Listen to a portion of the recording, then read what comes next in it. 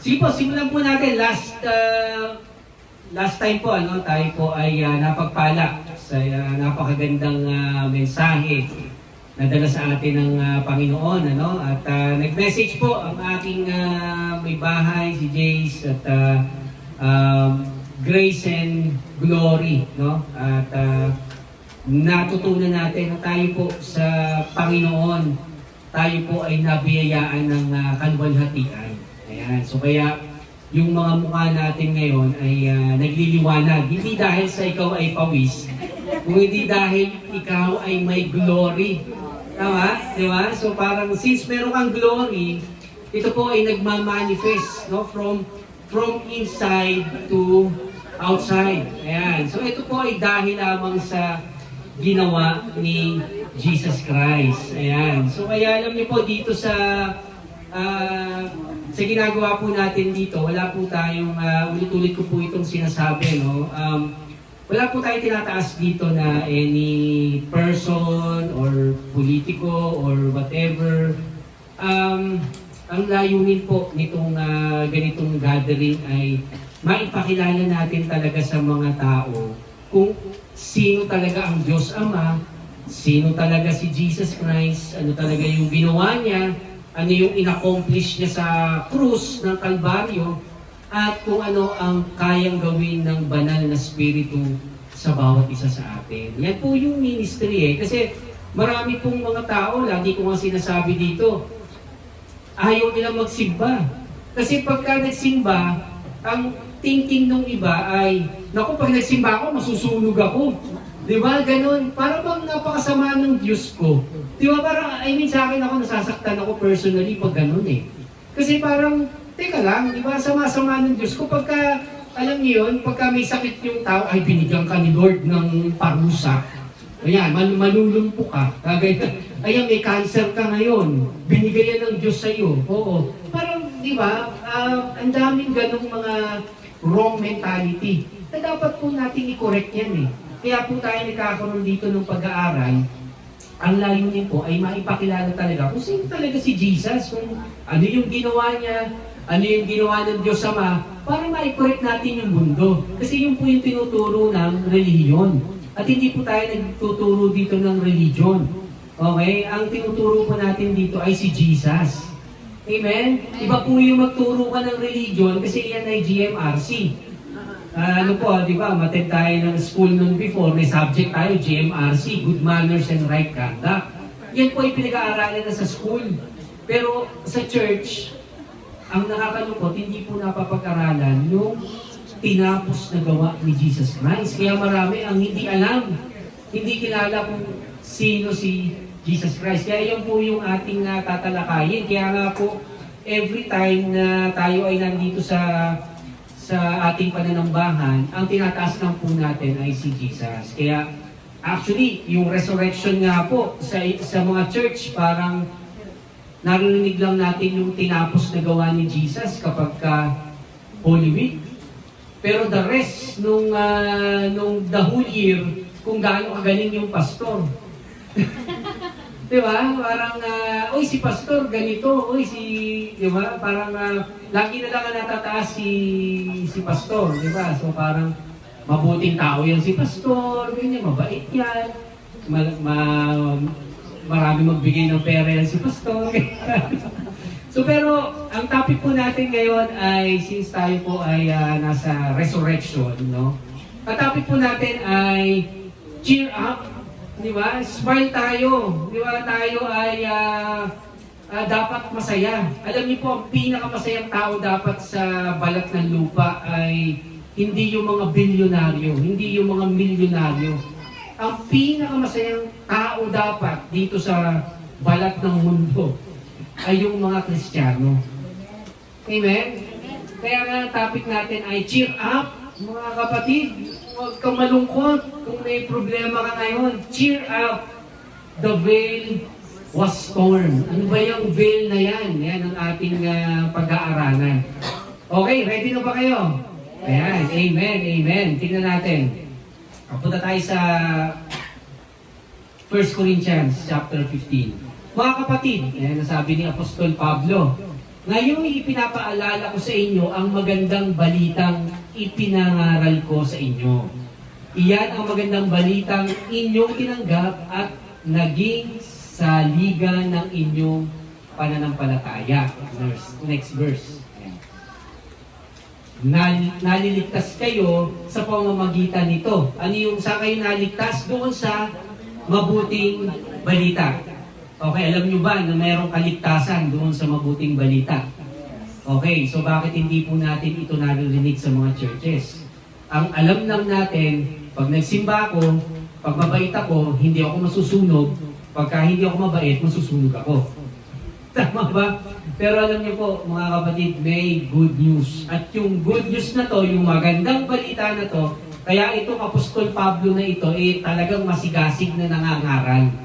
Ipinangangaral niya talaga yung alin, yung mabuting balita. Dahil dito, ano daw? Naligtas.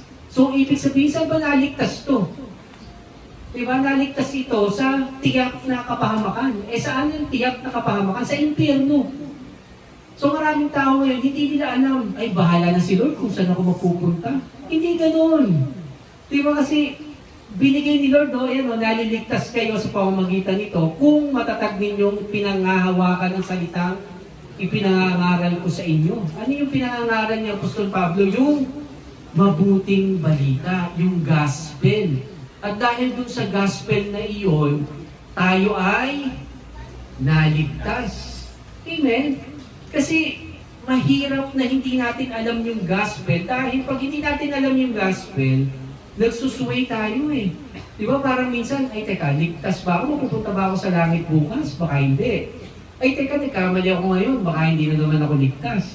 So, di ba? Pero ito, kung matatag daw nating panghahawakan natin, mga kapatid, yung magandang balita. Ano ba yung good news, mga kapatid? Dahil sa ginawa ni Kristo, tayo ay naligtas. Wow, di ba? So, ang galing. Kaya, maliban na lamang kung walang kabuluhan ang inyong pagsampalataya. So, kung walang kabuluhan, syempre, kawawa naman yung mga Kristiyano. Pero ang good news, mga kapatid, yan ay may kabuluhan. So, tingnan natin sa susunod na verse.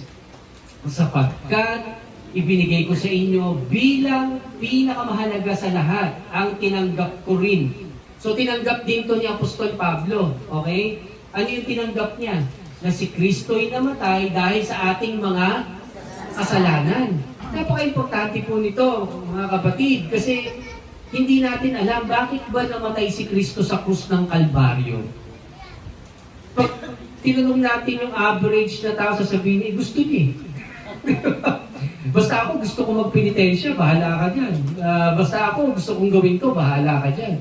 Pero the purpose, main purpose kung bakit po ang ating Panginoon ay namatay. Good Friday, namatay po siya, di ba? Inaalala natin yan. At ito ang dahilan. Si Kristo'y namatay dahil sa ating mga kasalanan, kapatid. So, ibig sabihin dahil pala sa ating mga kasalanan, kaya siya namatay sa cross. So, ibig sabihin, kung ang kasalanan pala ang dahilan kung bakit siya namatay sa cross, therefore, hindi ko pala kayang iligtas yung sarili ko. Amen? Amen. So, bakit ko ililigtas yung sarili ko? Bakit ko dadagdagan yung ginawa ni Kristo sa krus ng Kalbaryo? Kung mismo ako rin pala ay hindi ko kaya. Diba? Huwag mo nang dagdagan. Kasi mahihirapan ka lang. Dahil ang nais ni Kristo para sa iyo ay bigyan ka ng buhay. Diba? Kaya nga siya nahirapan eh. Para hindi ka na mahirapan. Diba? Ang ganda nun. Good news yun eh. Diba? Kaya nga magandang balita. Okay? Naiintindihan po? Kaya namatay si Kristo para sa ating mga kasalanan.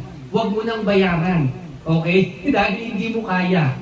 Okay, kahit na anong takbo ang gawin mo, kahit na anong hagupit ang gawin mo, okay, gusto mo pamartilyo ka pa kay Ramon,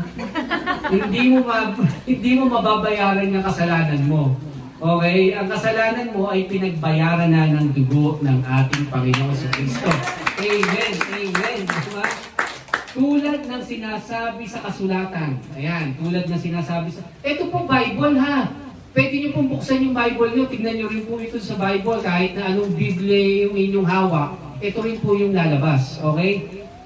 Ayan, tulad ng sinasabi sa kasulatan, inilibing siya at muling nabuhay sa ikatlong araw, tulad din ng sinasabi sa kasulatan. So, ibig sabihin, ito po ay na-prophecy na. Yung kanyang kamatayan, yung kanyang, even yung detalye kung paano siya papatayin. Ito po ay nakasaad sa Biblia. Ilang libong taon yung nasulat dito bago nangyari sa actual nung dumating si Jesus Christ. So, ang galing, napaka-accurate ng Bible. Sige, next. Ayan. At siya ay nagpakita kay Pedro at saka sa 12 dun sa mga disciples niya. Okay, nung after siyang nabuhay. Pagkatapos, nagpakita siya sa mahigit na 500 kapatid. Okay, na nagkakatipon-tipon.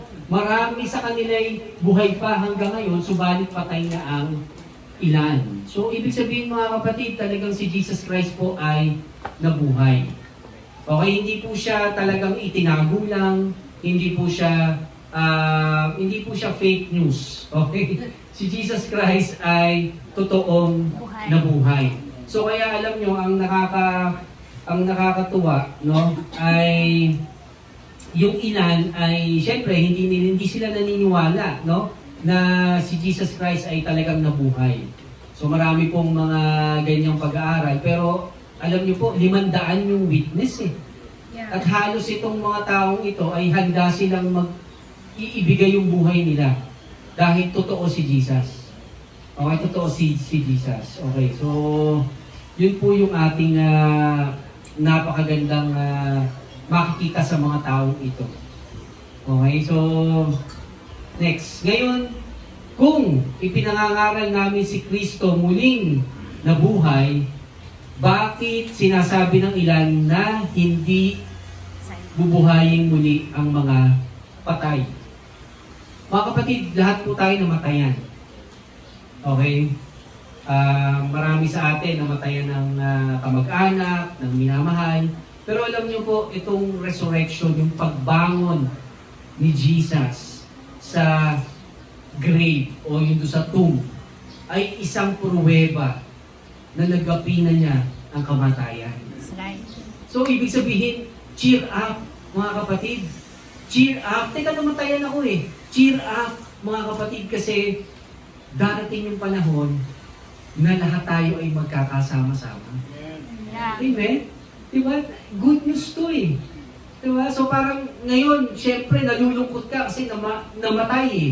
Namatay, pero alam nyo, kung alam natin yung sinasabi ni Jesus dito, dapat masaya tayo.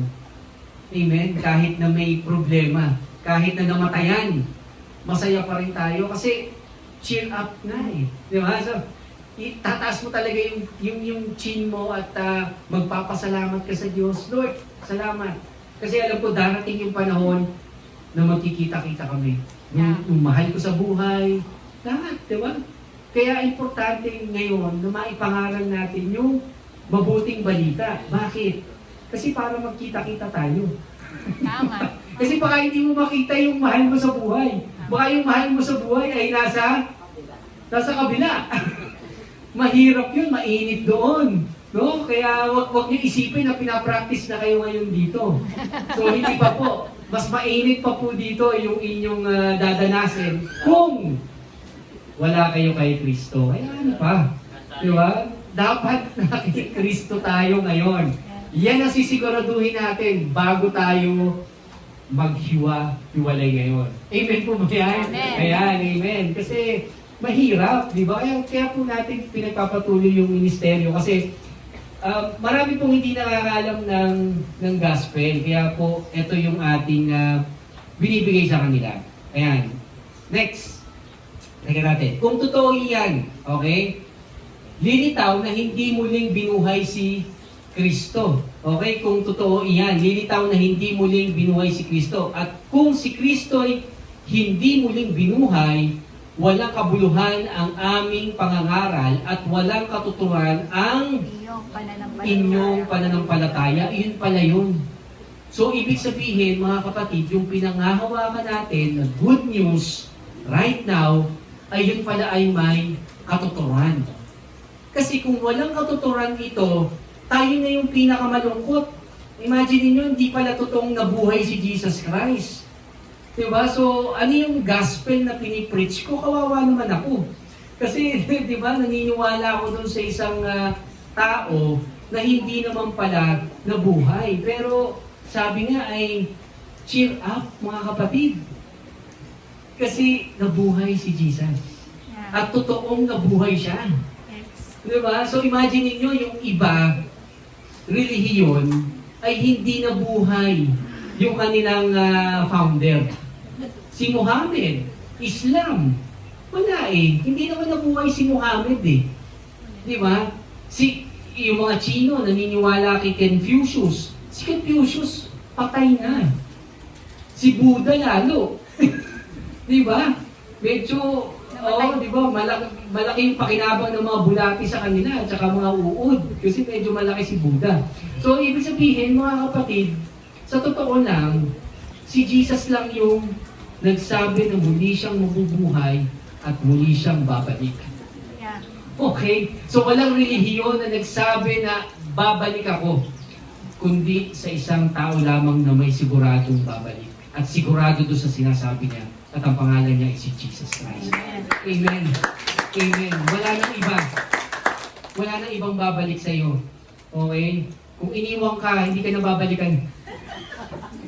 Pero si Jesus Christ, babalikan ka nun. Amen. Amen. Pag sinabi niya, sinabi niya. Yes. Kaya huwag kang malungkot. Cheer up, mga kapatid. Kasi alam mo, si Jesus Christ, babalik sa iyo. Parang iba yung tawa ni ni Cassandra. Babalikan ka nun. Okay, so next, tingnan natin. Ngunit sa katunayan, ayan si Kristo'y muling binuhay at ito'y katibayan na mulingang bubuhayin ng mga patay. So, ibig sabihin, bubuhayin yung mga patay. So, kung tayo ay namatayan, mga kapatid, bubuhayin ito. Bubuhayin. At ang nagsabi nito ay ang ating Panginoon. Diba? So, anong pag-asa ang meron tayo? Puno ng pag-asa. Diba? Kasi alam mo na namatayan man tayo, nagkahiwalay man tayo for a short time, pero di ba, alam mong makikita mo, alam mong makakasama mo in the near future. At dahil yan, si Kristo ay nabuhay. Di ba, dahil nabuhay si Kristo, tayo rin ay mabubuhay. Amen. Kaya sabihin mo sa kapatid mo, mabubuhay ka. Buhay pa naman Mabubuhay ka lalo. Ayan, oo, mabubuhay ka ng buhay na buhay. Buhay na buhay ka. Di ba? Kasi mga kapatid, marami ang akala natin ang kamatayan ang dulo. Para bang, yun nga, syempre pag namatayan, ay ito na yung hangganan ng buhay ng tao. Hindi po. Kasi meron pang buhay na walang hanggan. Walang hanggan, mga kapatid. Ayan, kaya tapikin mo yung kapatid mo, sabihin mo, buhay na walang hanggan. Ayan. Meron ka niyan kay Kristo. Ayan, di ba? May forever. Kaya alam niyo kapatid, ito ay katunayan. Nung si Kristo ay na-raise from the dead, nung siya ay muling nabuhay, ito po ay katibayan. Diba? Ito ay katunayan. Parang ito yung resibo mo. Diba? Nabuhay ang Diyos ko. Okay? Ipapakita mo lang iyon. Nabuhay ang Diyos ko. So bakit siya nabuhay? Dahil susunduin niya ako. Dahil magkikita-kita kami. Dahil ako ay bubuhayin niya. Amen. Diba? Ako ay magkakaroon ng buhay na walang hanggan. Amen. So ano ginawa ni Jesus Christ? Ito ay patunay na tinapos niya yung kamatayan. So ibig sabihin, ginapi niya yung kamatayan. So, hindi na tayo dapat natatakot sa kamatayan kasi ito ay nagabi na. Mga kapatid, natalo na yung kamatayan. So, kaya si Apostol Pablo, kung paano niya tuyain yung kamatayan, walang kwenta yung kamatayan. Di ba, mamaya daanan natin yung verse na yun. Pero sabi niya, O death, where is your sting? Di ba, asa na kamandag mo, kamatayan? Hindi na ako natatakot sa iyo. Di ba? So parang ganun yung attitude ni Apostol Pablo. Kasi nga alam niya na si Kristo ay nabuhay, alam niya na si Kristo ay babalik, alam niya na si Kristo ang kanyang buhay. Amen. Kung gaano ka-imposible sa tingin ng tao na ang isang taong patay ay mabuhay, kay Apostol Pablo, sa kanya, iniisip niya na kagad, posible yun sa Diyos. Yes. At dapat ganun din tayo. Ganun din tayo sa buhay natin. Na kung paano tayo mag-isip, kung paano tayo manampalataya, na yung isang bagay na sa tingin mo ay imposible, alam mo, posible sa Diyos. Kasi yung patay nga, nabuhay niya. Actually, yung wala nga nagkaroon Yeah. diba? So, paano pa yung patay na kaya niyang buhayin? Amen. So, ganun kalakas ang ating Diyos. At ito pang maganda. Dahil siya ay nabuhay, siya ngayon ay naupo sa kanan ng Ama. At dahil siya ay naupo sa kanan ng Ama, tingnan natin to sa Hebrews 10, verse 12. Ito ang sabi, ngunit si Kristo ay minsan lamang naghandog para sa mga kasalanan. Okay, minsan lang hindi lagi. Hindi tuwing Holy Week, siya ay naghahandog. Okay? Minsan lang, isang beses lang to. Naghandog para sa mga kasalanan. At iyo'y Sapat na. sapat na. Amen. Sapat na, hindi mo na kailangan dagdagan pa. Sapagkat yung binigay ni Kristo, yung ginawa ni Kristo, ito po ay sapat na para sa iyo. Sapat ng kabayaran sa lahat ng kalokohang ginawa mo. Amen. Ganun kabuti, ganun ka-powerful, ganun ka-complete yung ginawa ni Kristo sa krus ng Kalbaryo. Siya po ay naupo sa kanan ng Ama. At yun po ang pinakamaganda. At dahil siya po ay nakaupo, meron na tayong representative. At ang pangalan niya ay Jesus. Hindi ka natatayo sa harap ng Diyos na kung ano yung kasalanan mo, ikaw yung titignan ng Diyos. Hindi na. Dahil ang tinitignan na ngayon ng Diyos ay kung gaano kabuti, kung gaano kabait, kung gaano katapat, kung gaano ka-faithful si Jesus mismo. Kaya huwag mong tignan yung sarili mo, tumingin ka kay Jesus. Diba? Siya yung author, siya yung perfector ng iyong pananampalataya. Diba? Pag tumingin ka sa sarili mo, diba, nagkamali na naman ako. Huwag kang tumingin sa sarili mo. Kada araw ng buhay mo, tingnan mo si Jesus Christ sapagkat siya ay tapat. At yun ang nakikita ng Diyos Ama. Amen. Amen. Di ba? Good news yun. So kaya nga, alam niyo mga kapatid, nung sinabi niya na it is finished, doon sa cross. Di ba? Nakinig ba kayo ng, may pinakinggan ba kayong 7 last word? Itong, di ba, Friday or... Isa sa mga 7 last word na sinabi ni Jesus, naganap na. Naganap na. Ano yung naganap? Hindi naganap na dahil namatay lang siya o patay na ako, naganap na. Hindi, mga kapatid, yung it is finished, ibig sabihin nun tapos na ang iyong kasalanan, ibig sabihin nun tapos na yung iyong karamdaman, ibig sabihin nun tapos na iyong paghihirap sapagkat siya ang naghihirap, siya ang nagdala ng karamdaman at siya ang nagdala ng lahat ng parusa ng iyong kasalanan at dahil doon, kapatid, ikaw ay charito. Amen! Amen! Alam niyo po ba yung charito? Gusto mga bago, charito ay blessed and highly favored ang ibig sabihin. Ang charito ay salitang Greek. Greek word po ito dahil ang Bible ay nasa Greek. At nung tinranslate itong charito, karito, ito po ay blessed and highly favored. Ikaw ay pinaburan, kapatid, dahil sa tinapos na gawa ni Jesus. Amen. Gusto niyo ba yun? Yes. Parang ayaw niyo Parang ayaw niyo Kaya, alam niyo, ang pinakamaganda lang ay maintindihan natin. Ano ba yung Old Covenant? Ano ba kasi yung ginagawa doon sa Old Covenant? At bakit tayo nandito ngayon? Okay? So, may video dito. Ayan. Panoorin natin, saglit lang to, kung paano ginagawa yung... Ayan.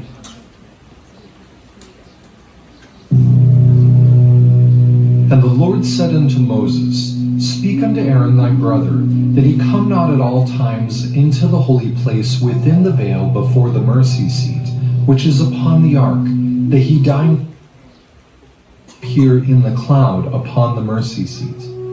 Thus shall Aaron come into the holy place, with a young bullock for a sin offering, and a ram for a burnt offering. He shall put on the holy linen coat, and he shall have the linen breeches upon his flesh, and shall be girded with a linen girdle, and with the linen So mitre yan po shall he yung be mga attended. pari, yung These panahon are ng holy Hudyo. garments.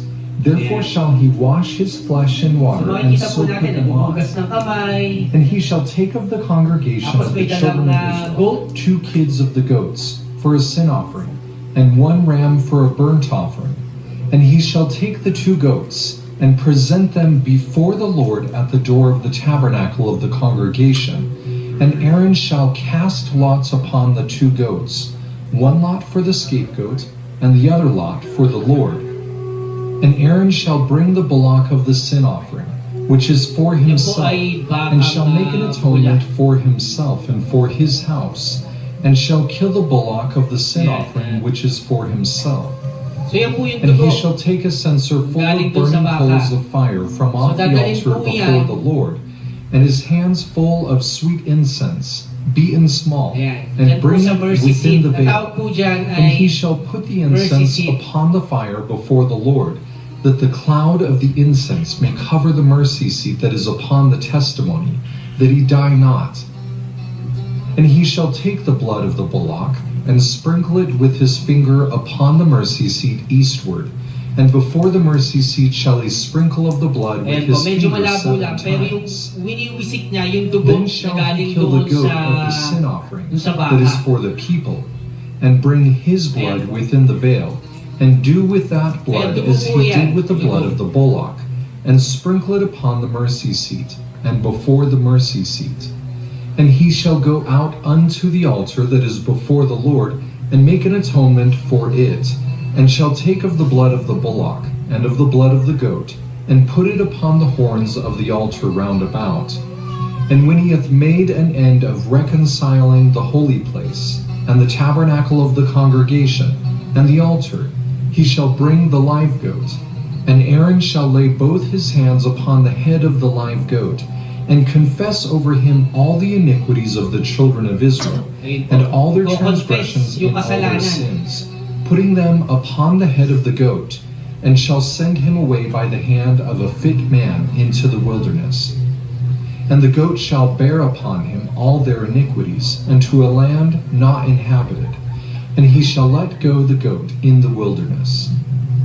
And he shall wash his flesh with water, and offer his burnt offering, and the burnt offering of the people, and make an atonement for himself and for the people. And this shall be an everlasting mercy seat. statute unto you, to make an atonement for the children of Israel for all their sins once a year. Ayun. So, ibig sabihin po, yan po yung pananambahan ng mga tiga-Israel. Okay, so wag po kayong mag-alala, hindi po tayo magaganyan kasi wala mahirap magpatay ng baka at may kambing. Pero alam niyo po, gusto ko lang pong maunawaan ninyo kung gaano yung proseso. Kasi hindi naman po pinapractice ngayon yan eh. Tama? Ang problema ay hindi natin maintindihan kung ano yung ginagawa natin ngayon if hindi natin maunawaan yung ginagawa nila. So bakit ba nila yung ginagawa? Okay? So, makikita niyo yung mercy seat. Iyon ay yung kung saan yung dugo ay winiwisik. So, ibig sabihin, every year, every Passover, at Good Friday, ito po ay ginagawa ng mga Hudyo. Ang tawag po ng mga Israelita dito ay Yom Kippur. Yom Kippur. Ito po ay ginagawa nilang seremonyas upang mapatawad yung kanilang kasalanan. Ang bisa po nito ay 1 taon lang, kapatid. 1 taon lang. So, ibig sabihin, kapag halimbawa ako yung high priest, pinerform ko yung sacrificial nung baka at saka nung kambing, ito po, ang bisa nito ay 1 year lang. So, ibig sabihin, ako ay ligtas for 1 year. Pero, meaning ng ligtas, mapupunta ako sa langit, pagka ako po ay namatay. Kasi nga, dahil dun sa dugo nung baka. Naintindihan? Dahil may dugo yung baka, winisik dun sa mercy seat, mercy, awa. Okay? So, dahil tayo ay kinahabagan ng Diyos. Yun ang ibig sabihin noon. So, ibig sabihin, kung iyon ay may dugo, at iyon, ang visa nun ay 1 year, at ako ay nadedo within that span of 1 year na hindi pa naman nag-i-expire yung dugo na yon, ako ay mapupunta sa langit. Ang problema, pagka yun ay nag-expire, ikaw po ay mapupunta sa impyerno. Okay, may impyerno. Pinipreach po natin din ang impyerno. Okay, so yun ang problema, yun ang ginagawa po talaga ng mga Hudyo. So imagine ikaw ay saved for 1 year, pero after a year, mga kapatid, ikaw ay kailangan dumaan uli doon sa same process. Naintindihan po? Naintindihan? Pero alam niyo po, ang pinakamaganda rito ay nung dumating si Jesus. Okay. So before, nung panahon ni Jesus, tingnan natin yung templo. Ayan. Ito po yung mercy seat. Okay? Ayan po yung mercy seat. Nandito. Tapos ito po ay mayroong malaking kortina na nagtatabing doon sa mercy seat. Ang pwede lang pong pumunta dito sa mercy seat ay itong high priest. Okay? Naunawaan po ba? Yan ang proseso. Kailangan niyang tumawid dito at pumunta dito para magwisik nung dugo. Okay, so once a year po niya to ginagawa. Alam niyo po, itong tabig na to, itong kurtina na yan ay may taas na 60 feet at lapad na 30 feet. Ang laki niyan. Tapos alam niyo kung gaano kakapal yan?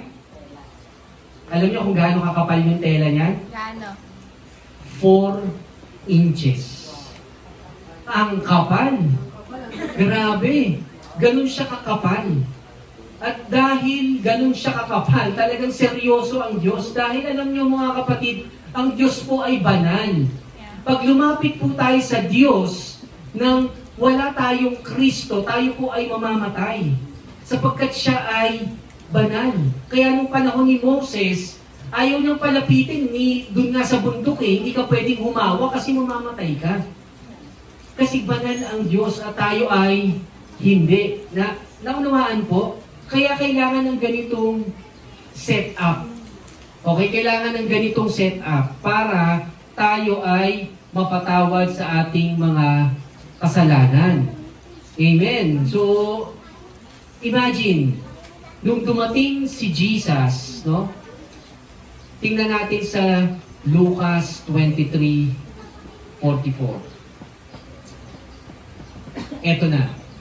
Nang magtatanghaling tapat na, hanggang sa ikatlong ng hapon, nagdilim sa buong lupain. Ito na po yung nakapako na si Jesus Christ nito. Next.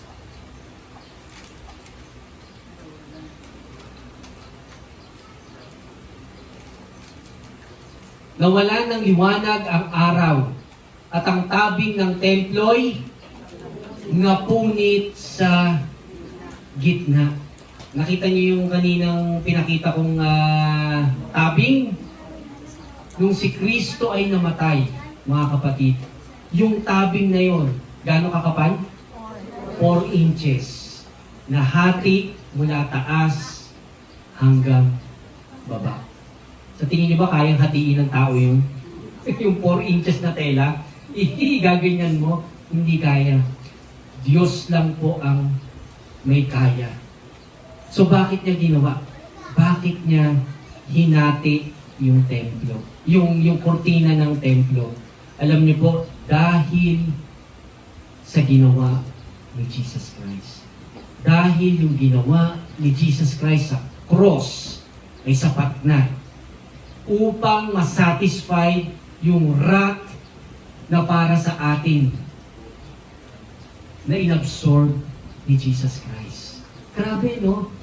So imagine that, yung nagtatabing between Holy of Holies at saka ito sa mga unholy ay nahati na. So ibig sabihin, tayo na banal na dahil sa ginawa ni Kristo sa krus ng Kalbaryo ay pwede nang pumasok doon sa Holy of Holies. Pwede na tayong mag-access. Good news. Di ba? Kasi before, ang kaya lang na pwede lang pumasok doon ay yung high priest. Pero ngayon, pwede na tayong lumapit. Paano pagka nagkasala ako? Binayaran na yan ni Kristo sa krus ng Kalbaryo. Pwede ka nang lumapit. 24/7. Kung magising ka sa madaling araw, lalapit ako sa Diyos. Kung magising ako sa tanghali nang natutulog ako, pwede na ako lumapit sa Diyos. Anytime, anywhere. Amen? Naintindihan niyo po ba yun? Pwede ka nang lumapit dun sa Holy of Holies dahil napunit na yung veil. Diba? So napakaganda po noon, mga kapatid. Kaya, grabe po yung ginawa ng Diyos talaga. Grabe yung ginawa ng Diyos. Kung maintindihan po natin yung proseso at saka yung ginawa ni Kristo, talagang makikita po natin yung kagandahan ng ginawa niya. Nawala ng liwanag ang araw. Mga kapatid, noong una akala ko nagbibigay ng liwanag ay araw. Pero ang tunay na nagbibigay ng liwanag ay ang ating Panginoon sa Kristo. Amen? Mga kapatid, sa kabila ng nakikita mong dilim, isipin mo lang, napunit na yung veil. Napunit na yung nagtatabing. And therefore, pwede na akong lumapit sa Diyos na buhay. Amen. Amen. Kaya napakaganda po na makita natin. Akala ko, ang nagbibigay ng liwanag ay Meralco. Akala ko, ang nagbibigay ng liwanag ay maraming pera. Uy, pag maraming pera, medyo nagliliwanag. Pero hindi pala, mga kapatid. Ang tunay na nagbibigay ng liwanag, dumiliban ang paligid mo. Kahit magdilim pa yung paningin mo. Mga kapatid, ang tunay na liwanag ay si Jesus. Amen. Amen. Kaya ano pa ba? Ang ating dahilan para malungkot. Cheer up, mga kapatid. Dapat laging masaya ang isang Kristiyano. Amen. Amen. Yes. O next verse. Tingnan natin. Sumigaw na malakas si Jesus. Ama, sa mga kamay mo'y ipinagkatiwala ko ang aking espiritu, at pagkasabi nito, nalagot ang hininga ni Jesus. No? Nalagot ang kanyang hininga. Mga kapatid, walang pwedeng kumuha ng buhay ng ating Panginoon. Siya lang ang nagme-may-ari nitong kanyang buhay. Imagine yung pain na dinanas niya, pero still, nabuhay siya para sa iyo. Still, inabsorb niya lahat ng wrath, na satisfied yung kailangan na wrath para sa mga kasalanan ginawa mo. Diba? Imagine that. At lahat ng pain na yon tiniis niya hanggang sa huli. Hanggang sa huling patak ng dugo ng ating Panginoon sa Kristo. Dinala niya yun. Diba? At sumigaw siya na binibigay niya yung kanyang spirito. And that is the time na namatay ang ating Panginoong Jesucristo. Pero mga kapatid, hindi lang doon nagtatapos yung storya, sapagkat nabuhay ang ating Panginoong Jesucristo. At nung nabuhay siya, mga kapatid, tayo ay napunta na sa bagong tipan. Kaya yung Bible mo, dalawa yan, di ba? May lumang tipan, tapos may bagong tipan. Tama ba? Dalawa yan. So ngayon, nandito na tayo sa bagong tipan. Nung nabuhay si Jesus Christ, tayo ay nasa bagong tipan. So ibig sabihin, new covenant na. Wala na tayo doon sa old. Diba? Kaya hindi na natin dapat tingnan pa o hindi na natin dapat pang balikan yung old. Hindi na tayo dapat magpasailalim pa sa mga kautusan. Kasi nga ito po ay tinapos na ng ating Panginoong Jesucristo. Diba tayo ay nasa bago ng kautusan. Bagong covenant. Kaya ito yung patunay. Tingnan natin. Tingnan natin yung empty tomb.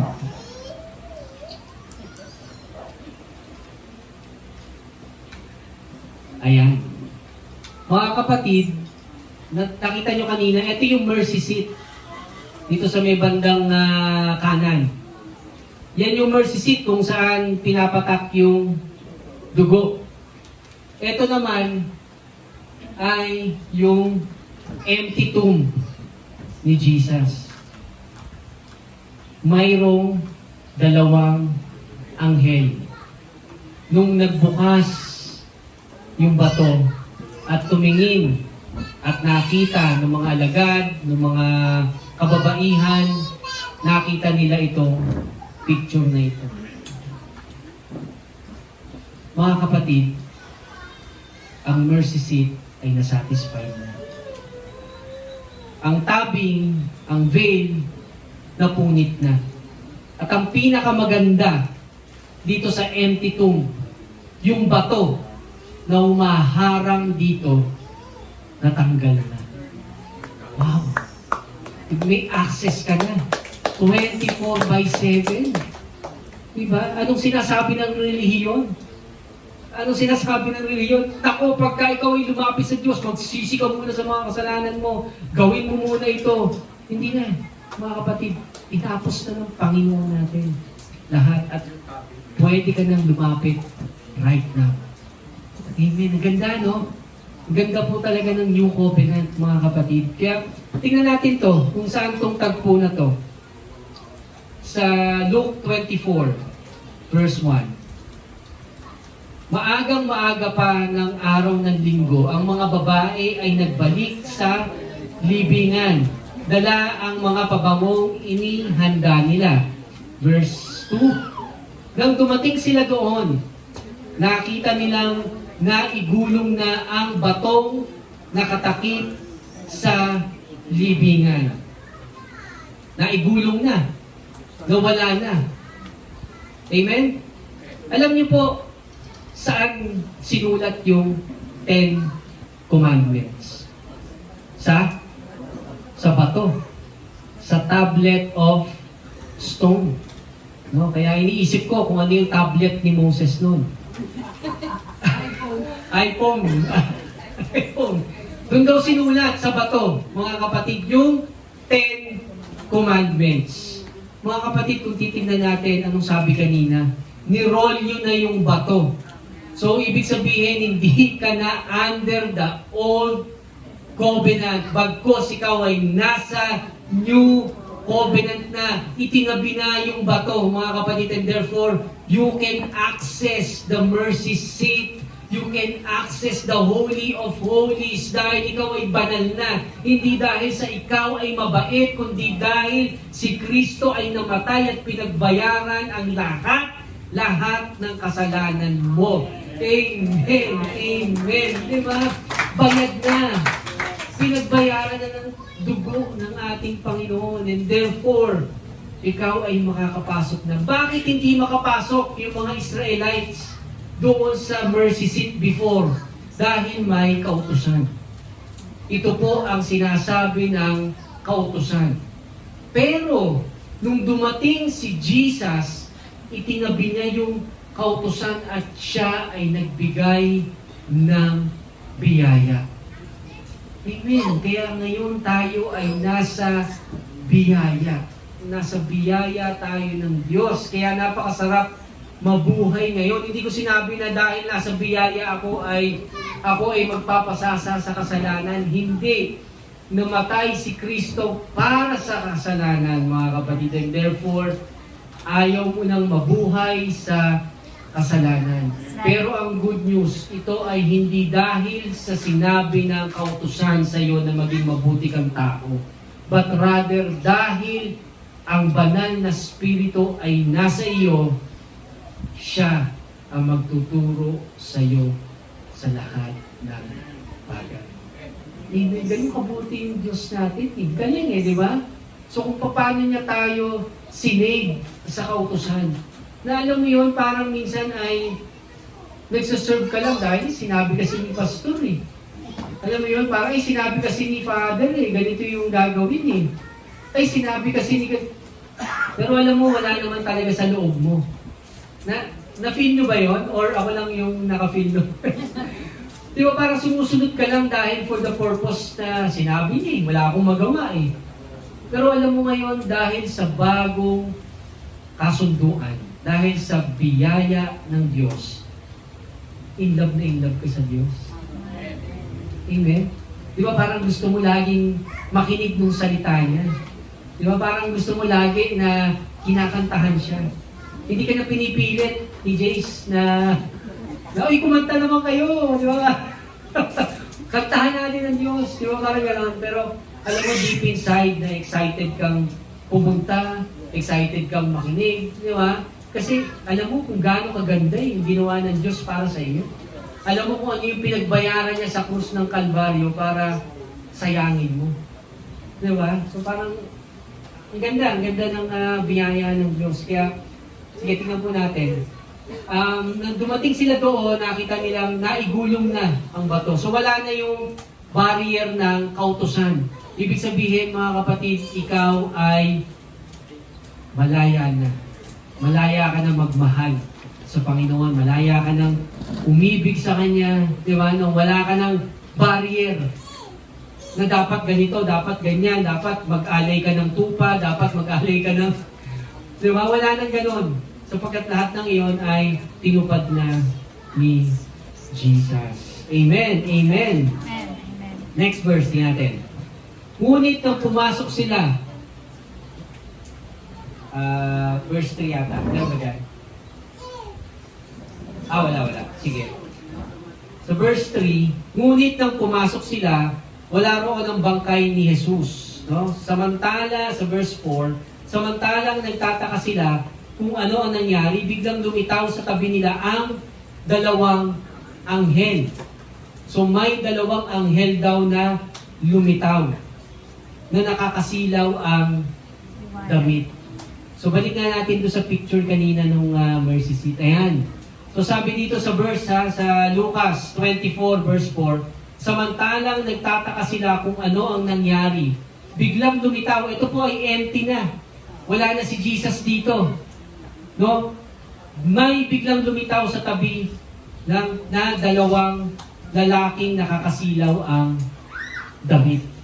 Dalawang anghel na nagre-represent sa mercy seat ng ating Panginoong Diyos. So therefore, napunit ang veil, natanggal ang bato ng kautusan, at tayo ay malaya ng lumapit sa Diyos. Amen. Amen, di ba? Napakaganda. Good news. Dahil, next verse, sa 5. Sa matinding takot sila'y nagpatira pa. Tinanong sila ng mga lalaki, bakit ninyo hinahanap ang buhay sa lugar ng mga patay? Okay, so dahil buhay ang ating Diyos. Amen, amen. Wala siya rito. Siya'y muling nabuhay. Wow. Wala siya rito, doon sa libingan. Wala siya ron. Siya'y muling nabuhay. Aalalahanin ninyo ang sinabi niya sa inyo noong nasa Galilee pa siya. Ito ang sabi niya, ang anak ng tao ay kailangang ipagkanulo sa mga makasalanan at ipako sa krus.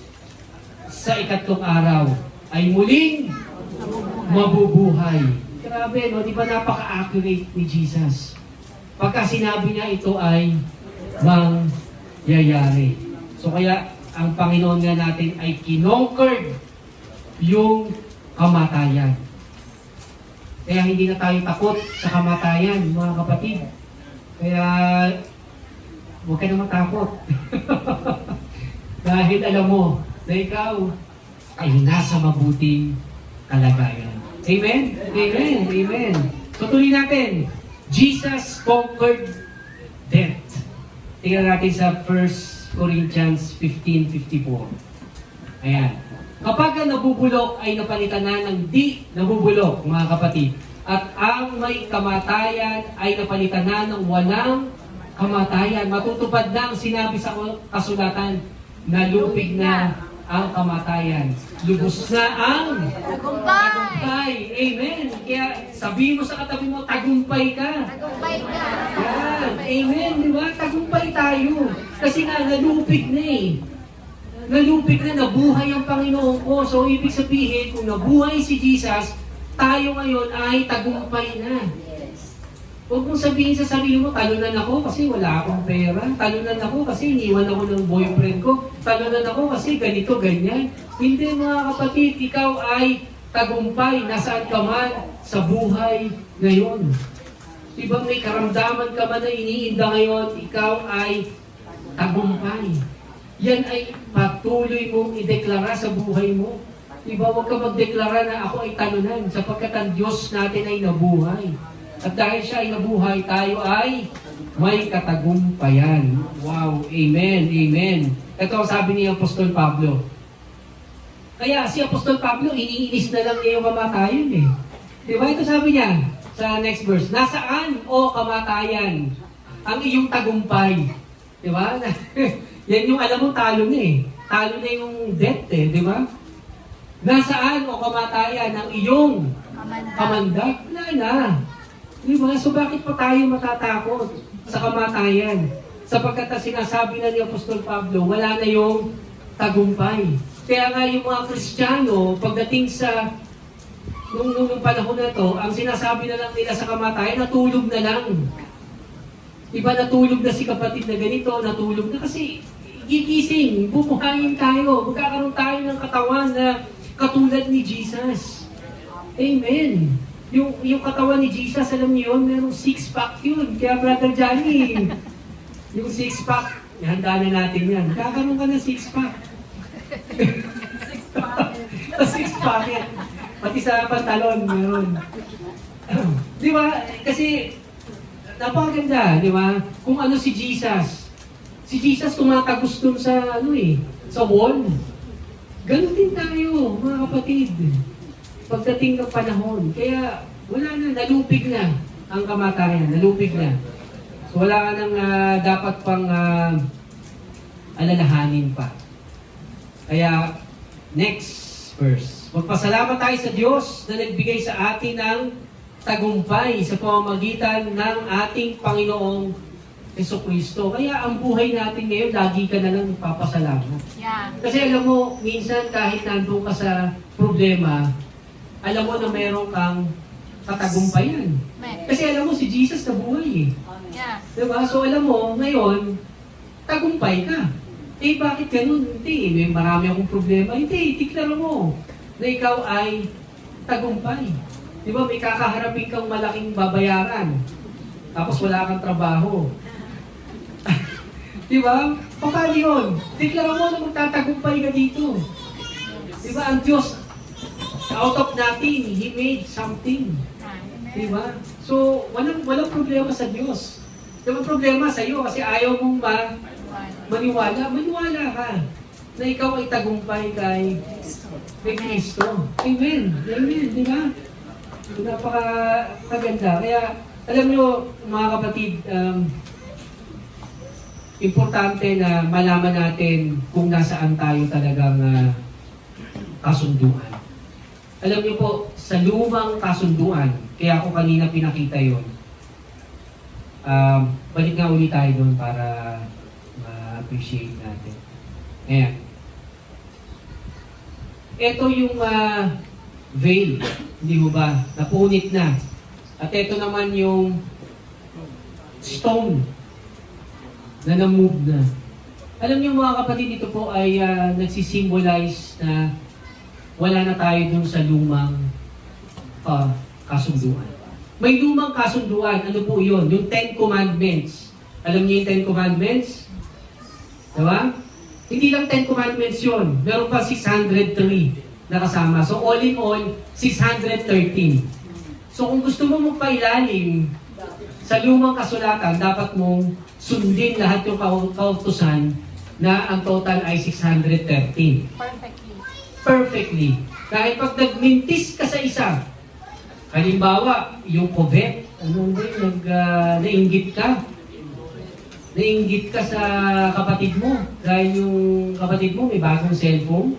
Alam mo, pupunta ka sa impyerno nun. Hindi nga, sa totoo lang. Kasi nga nandun ka sa ilalim ng kautusan. Gusto mo ba yun? Ayaw. Ayaw nun. Kaya ginawa ni Jesus Christ to. Yeah. Kaya niya pinunit yung tabing, kaya niya pinunit yung veil, ay dahil wala na tayo sa Old Covenant, mga kapatid. Ang Old Covenant po ay kailangan mong tuparin lahat yung 613 na kautusan.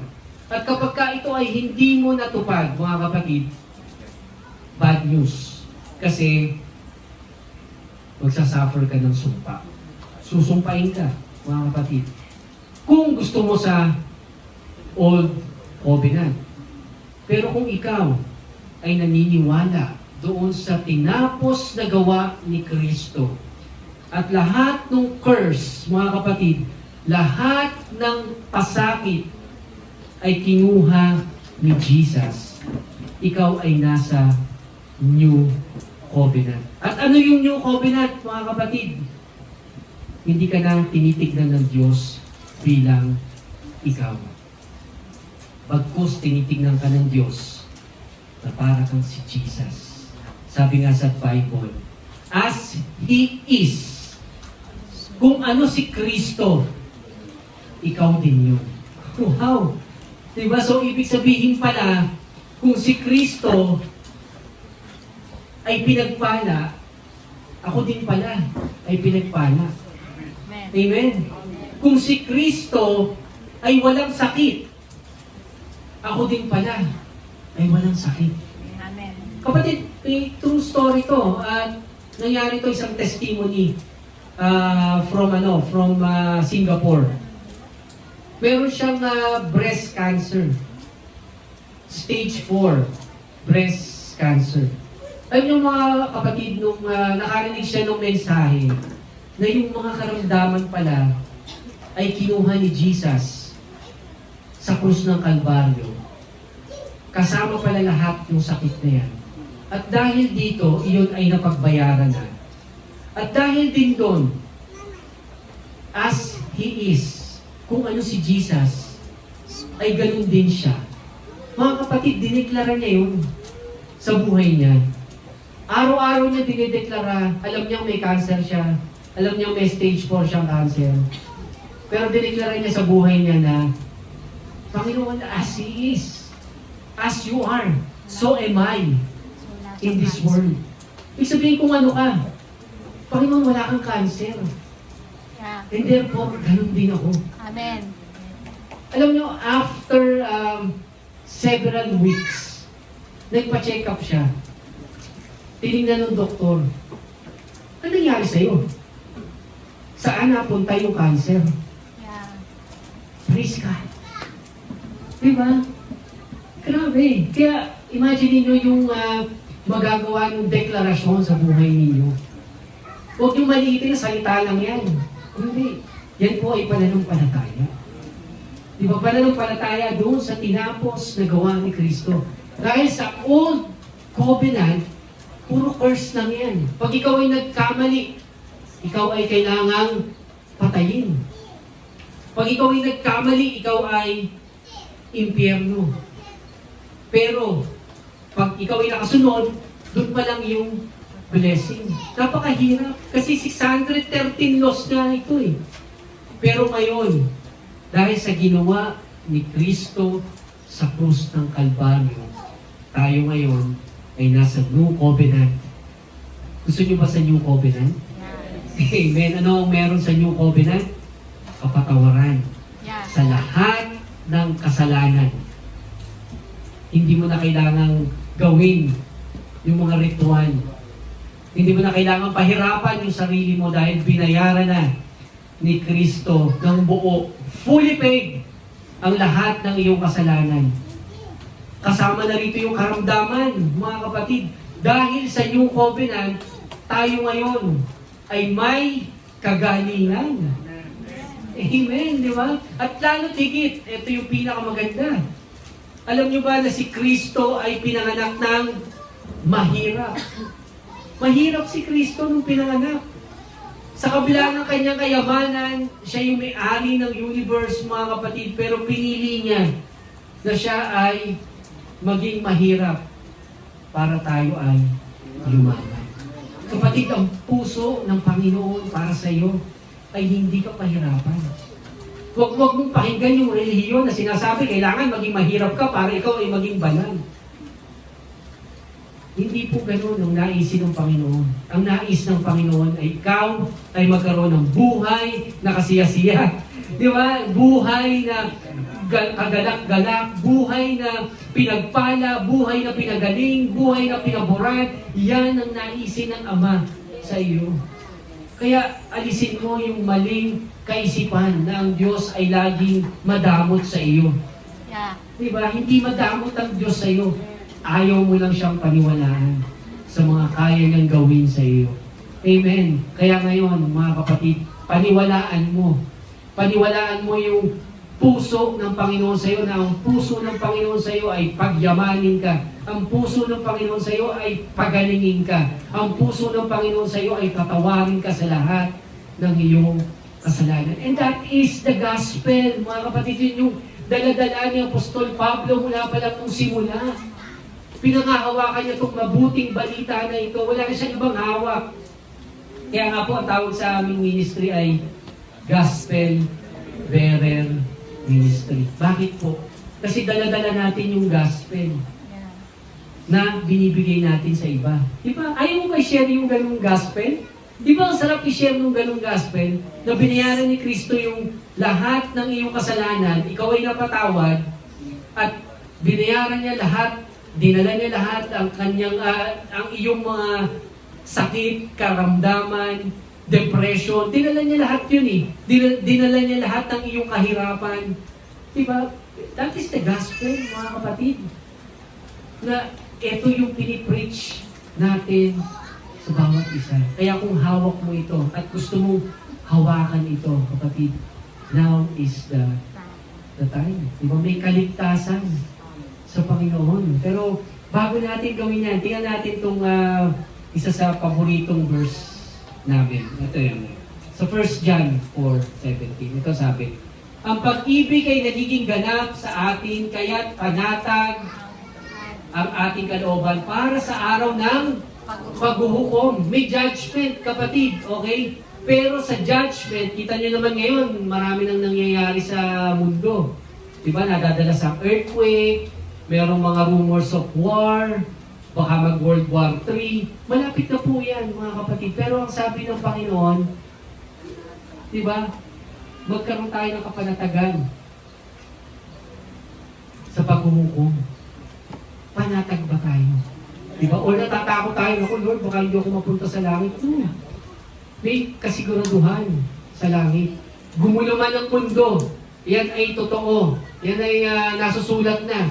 Talagang pagulo ng pagulo ang mundo, huwag ka na magtaka. Pasama ng pasama ang mga tao, huwag ka na magtaka. Yeah. Dahil iyan ay nasulat na sa Biblia. Okay? Alam na natin yan. Pasama ng pasama ang mundo. Pero magkaroon ka ng kapanatagan. Dahil ikaw ay ligtas sa kamay ng Diyos. Amen. Amen. Bakit ka ligtas, mga kapatid? Sapagkat tayo'y tulad ni Kristo. Kahit nasa daigdig pang ito. Hindi ka magiging katulad ni Kristo pagdating mo sa langit, mga kapatid. Ikaw ay katulad na ni Kristo ngayon. Ayan o sabi kahit nasa daigdig pang ito. So dahil ikaw, kung ano si Kristo, iyon ka, panghawakan mo yun, kapatid. Di ba? Si Kristo ay ganito, si Kristo ay ganyan, si Kristo ay mapagmahal. Di ba? Ikaw din mapagmahal. Diktaran mo sa sarili mo. Di ba? Minsan, inaaway mo yung asawa mo. Diktaran mo. Si Kristo ay mapagmahal. Kaya, magiging mapagmahal din ako. Amen. Amen, di ba? Si Kristo ay mapagbigay, kaya ako ay magiging mapagbigay din. Di ba? As He is, sabi nga, di ba? As Jesus is, so am I in this world ngayon. Di ba? So parang, ganito, di ba? That is the gospel.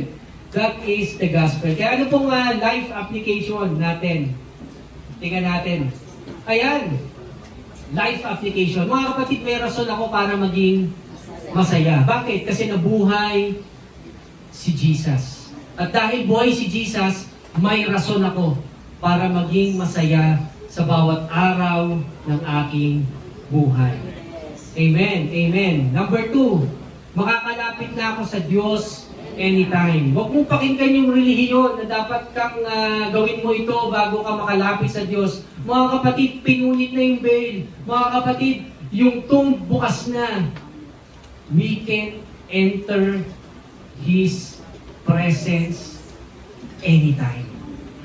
Amen. Hindi mo kailangang maging banal dahil ikaw ay pinabanal na sa pamamagitan ng dugo ni Jesus Christ. Dahil sa dugo, dahil sa dumanak na dugo, ikaw ngayon ay banal na. Kaya sabihin mo sa katabi mo, banal ka na pala. Banal ka na pala? Talaga ba? Amen. Ito po ay ating panghawakan. Ito po ay ating paniwalaan sapagkat dahil imposible pong makalapit ang tao sa Diyos kung ikaw ay may katiting na kasalanan. Isang bahid ng kasalanan lang, ikaw ay impyerno. Tandaan niyo po yan. Pero dahil napunit na ang veil, mga kapatid, pwede na akong mag-access sa Panginoon. At dahil hindi ako makukonsume, bakit hindi ka makukonsume? Dahil si Jesus ang nakikita sa akin ng Ama. Amen. As He is, so are we in this world, mga kapatid. Amen. Amen. Last, ako ay tagumpay dahil si Kristo ay buhay. Amen. Amen. Kaya, dahil nabuhay siya, kapatid, ako ay may tagumpay. Kasi baliwala yung pananampalataya ko, baliwala yung pinag-aaralan natin ngayon kung si Kristo ay hindi nabuhay. Pero the reason why na nagtutuloy tayo na ipangaral si Jesus, nagtutuloy tayo na ibigay yung mabuting balita sa ibang tao kasi si Jesus buhay. Amen. Amen. Amen. Natanan po ang ating big idea, mga kapatid. In Christ, ako ay nasa bagong tipan na. Okay, lipat ka na. Huwag ka na sa lumang tipan, mga kapatid. Ikaw ay nasa bagong tipan. At sa bagong tipan, lahat ng tinapos ni Jesus Christ, iyan ay na-avail natin. Kapatawaran sa kasalanan, kagalingan sa karamdaman, at pagpapala. Amen. Amen. Kaya ano pa ang ating hinihintay? Ulitin nga po natin, basahin natin ang ating big idea. In Christ, ako ay nasa bagong tipan na. Amen. Amen. Kaya mga kapatid, pwede po tayong tumayo. Ayan. Kung iniisip mo right now, paano nga ba ako mapupunta from lumang tipan going to bagong tipan, mga kapatid? Ang kasagutan ay nasa iyo. Ang tanong ay, tinatanggap mo ba si Jesus Christ bilang tagapagligtas mo. Dahil hindi ka makakatawid dun sa veil. Di ba, nakita niyo yung itsura ng veil. Mga kapatid, kung hindi yun punit, hindi ka makakatawid at makakapasok sa Holy of Holies. Pero dahil mismo si God the Father yung gumawa ng paraan, pinadala niya yung kanyang anak, si Jesus Christ. At siya yung siya yung kumuha ng lahat ng kaparusahan na dapat sana tayo Dahil masama tayong tao. I mean, sobrang sama. Ako nga ang pinakahari ng kasamaan Sa totoo lang Grabe Talagang ang sama-sama ko. Pero dahil sa ginawa ni Kristo, nakita ko yung buhay ko na ay grabe pa ng biyaya ng Panginoon sa akin. Mga kapatid, kung gusto mong tumawid at umalis na sa lumang kasunduan at pumunta sa napakagandang kasunduan, sa bagong kasunduan, tanggapin natin si Jesus Christ sa buhay natin. At kung sa'yo mismo, decision mo yun Kumbaga parang hindi ka pinilit, kumbaga parang hindi ka pinush dito. Bagkus mismo sa'yo, sa puso mo, gusto mong tanggapin si Jesus at gusto mo sa new covenant na, mga kapatid, now is the time. At kung ikaw yun, sabayan mo ako dito sa panalangin ito. Ariin mo tong panalangin ito na sa'yo.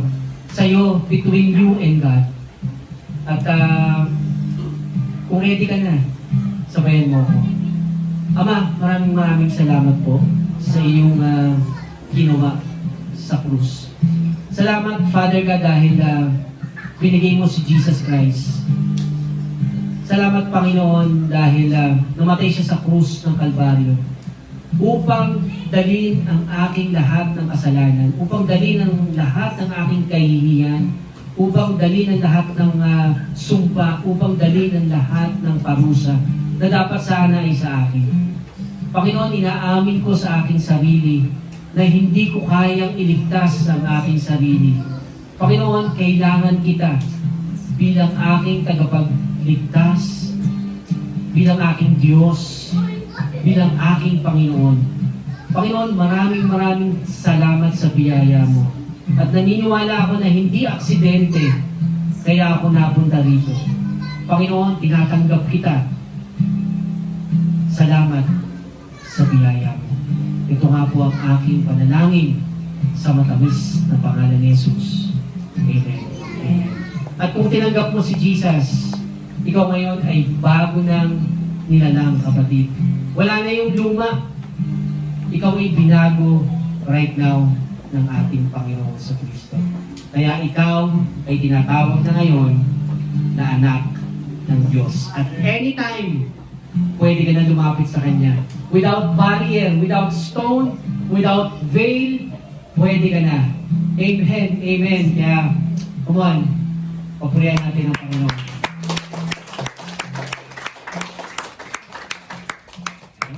Sige po, tayo po ay makakaupo. At dadako po tayo sa susunod na parte ng ating service.